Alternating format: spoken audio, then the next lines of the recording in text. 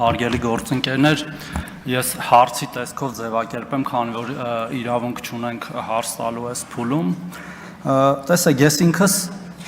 ակնհայտորեն չեմ կարող հավակնել այս ոլորտի մասնագետ կամ նույնիսկ սիրողական մակարդակի գիտելիքներ ունեցող անձի, բայց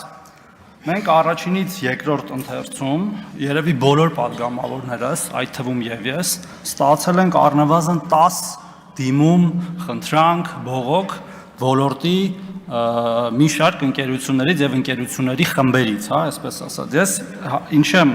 հիմա խոսում, որպեսզի մենք նման օրենքներ, հատկապես մայր օրենք, հատկապես նոր ոլորտ կարգավորող օրենքներ ընդունելուց լինենք հնարավորինս ներառական։ Հիմա պարոն Ուրբեկյան, ես ուզում եմ, որ դուք պատասխանեք, արդյոք այս օրենքը շատ մանրամասն քննարկվել է ընկերությունների հետ, որոնք զբաղվում են այս նորարարական գործունեությամբ, եւ ինչպես է պլանը հետագայում տեղի ունեցող process-ների արդյունքում, այսինքն օրենքի ընդունումից հետո իրավակիրառ պրակտիկայում դա տեսնելուց հետո այն փոփոխությունների ենթարկելու պլանը մոտավորապես, որտեղ պարոն Եղոյանն էլ արդարացիորեն նշեց, այդ մրցակից արժույթների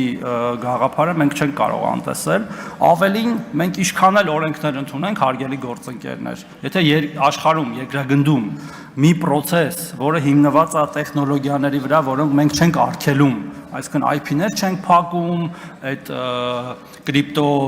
դրամապանակները չենք արգելում, դա այնուամենայնիվ տեղի է ունենալու։ Արդյոք մենք սրանով նաև մեզ հետ չենք գցում